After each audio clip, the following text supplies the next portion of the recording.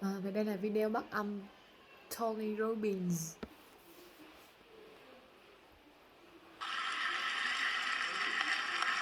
I have to tell you, I'm both challenged and excited. My excitement is I get a chance to get something back. My challenge is the shortest seminar I usually do is 50 hours. I'm not exaggerating. I do weekends, and when I do, I go more than that. Obviously, coach people, but I'm into immersion. Because how'd you learn language? You didn't learn it by just learning principles. You got in it, and you did it so often that it became real. And the bottom line of why I'm here, besides being a crazy mofo, is that I'm really in a position. I'm not here to motivate you, obviously. No need that. And a lot of times, that's what people think I do, and it's the furthest thing from it. What happens, though, is people say, well, why don't you need motivation? And I said, well, that's interesting. That's not what I do. I'm the why guy. I'm the why guy. I don't know why you do. What is your motive for action? What is it that drives you in your life today? Not 10 years ago, or you running the same pattern? Because I believe that the invisible force of internal drive activated is the most important thing in the world. I'm here because I believe emotion is the force of life. All of us here have great minds. It's a minds. Most of us here have great minds.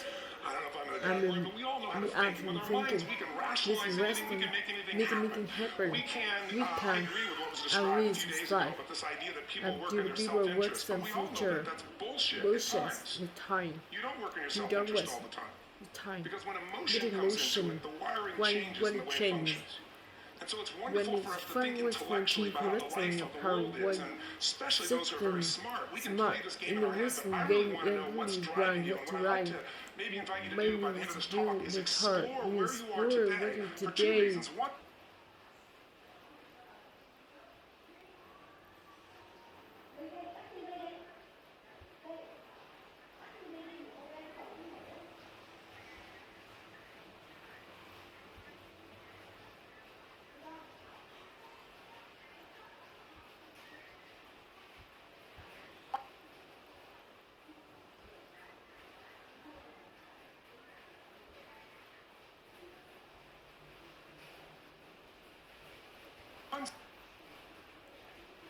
so that you can contribute more. And two, so that hopefully we can not just understand other people more, but maybe appreciate them more. Create the kinds of connections that can stop some of the challenges that we face in our society today. That we're going to get magnified by the very technology that's connecting us. Because it's making us intersect. And that intersection doesn't always create the view of everybody now understands everybody and everybody appreciates everybody. So I've had an obsession basically for 30 years. And that obsession has been what makes the difference in the quality of people's lives. What makes a difference in their performance, because that's what I got hired to do. I got to produce the result now. That's what I've done for 30 years.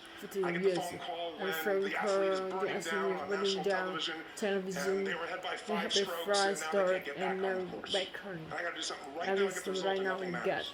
I get the phone call when the child is going to commit suicide, and I got to do something right now. And in 29 years, I'm very grateful to tell you I've never lost one in 29 years. Doesn't mean I won't someday, but I haven't done it. And the reason is an understanding of these human needs that I want to talk to you about. So when I get those calls about performance, that's one thing. Like, how do you make a change? But also, I'm looking to see what is it that's shaping that person's ability to contribute, to do something beyond themselves. So maybe the real question is, I look at life and say there's two master lessons. One is there's the science of achievement, which almost everyone in this room has mastered to an amazing extent. That's how do you take the invisible and make it visible, right? How do you take what you dream about and make it happen? Whether it be your business, your contribution to society, money, whatever it is for you, your body, your family. But the other lesson of life that is rarely mastered is the art of fulfillment. Because science is easy, right? We know the rules. You write the code, you follow and you get the result. Once you know the game, you up the ante, don't you? But when it comes to fulfillment, that's an art. And the reason is it's about appreciation and it's about contribution.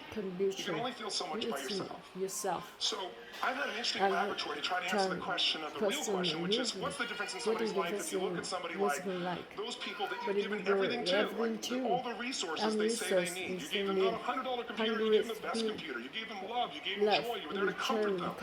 And those people very often, and you know some of them, I'm sure, end up the rest of their life with all this love, education, money, and background, spending their life going in and out of rehab.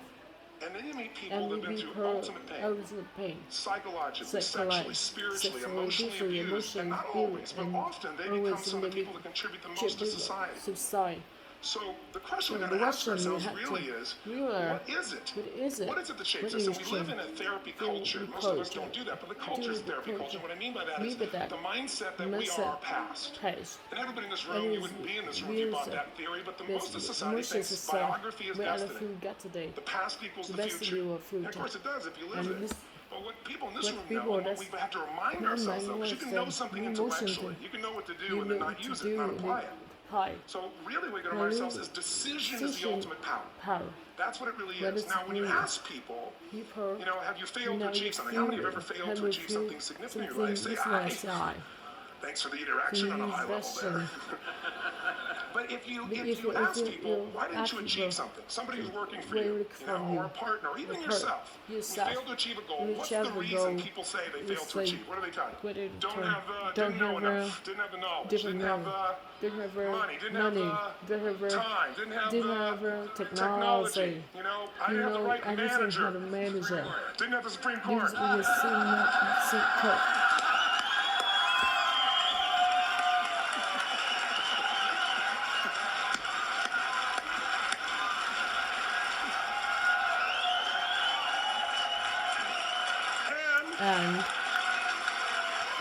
And what all those including Supreme Court have in common? They are claiming to you missing resources. And they may be accurate. You may not have the money. You may not have the Supreme Court. But that is not the defining factor.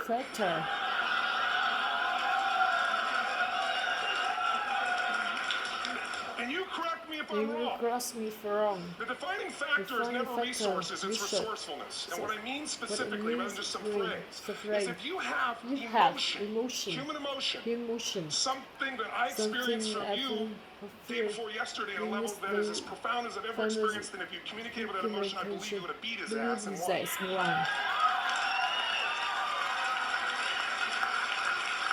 But how easy for me to tell him what he should do.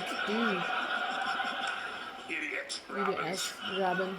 But I know when we watched the debate, when we watched the debate at that time, there were emotions that blocked people's ability to get this man's intellect and capacity and the way they came across to some people in that day. Because I know people that wanted to vote in your direction and didn't, and I was upset. But there was emotion that was there. How many know what I'm talking about here? Say I.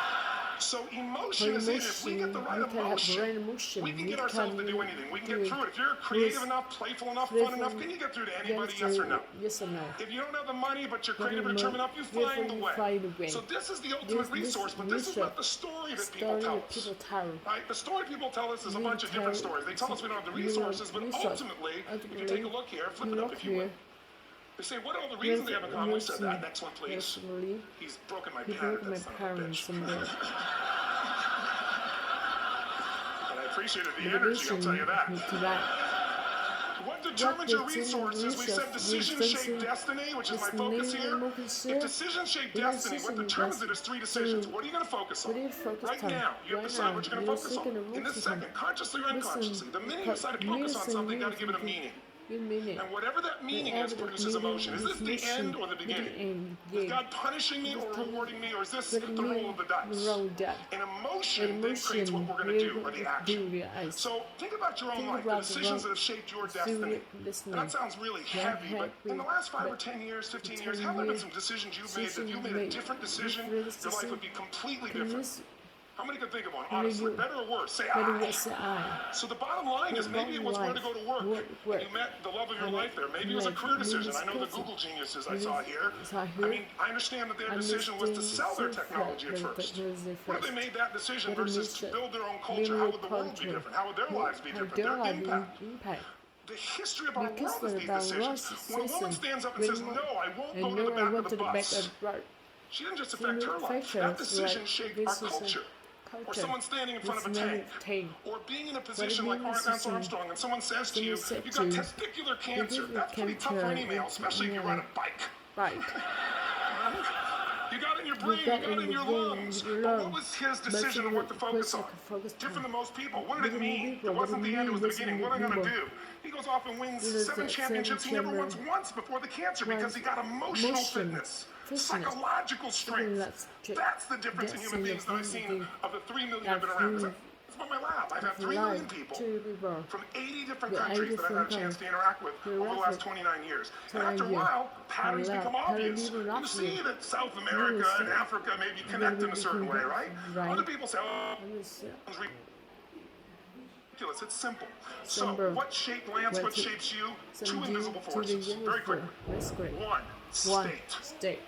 We all have had times. Have you had a time you did something and after you did it, you thought to yourself, I can't believe I said that. I can't believe I did that. That was so stupid. Who's been there? Say, ah. Have you ever done something after you did it? That was me. That's me. Right? It wasn't your ability, it was your state. Your model of the world is what shapes you long term. Your model of the world is the filter. That's what's shaping us. That's what makes people make decisions. We want to influence somebody. We gotta know what already influences them. And it's made up of 3 parts, I believe. What's your target? What are you after? Which I believe it's not your desire. If you need your desires and goals, how many ever got a goal and desire and thought, is this all there is? How many been there? Say I. So it's needs we have. I believe there are 6 human needs. Second, once you know what the target that's you in, you uncover it through the truth. You don't form it, you uncover it. Then you find out what's your map. What's the belief systems that are telling you how to get those needs?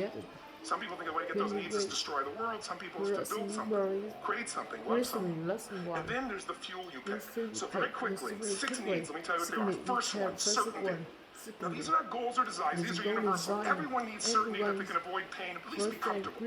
Now how do you get it? Control everybody, develop a skill, give up, smoke a cigarette. And if you got totally certain, ironically, even though we all need that, like you're not certain about your health or your children or money, you don't think about much. When you're not sure the ceiling's going to hold up, you listen to any speaker. But while we go for certainty differently, we get total certainty.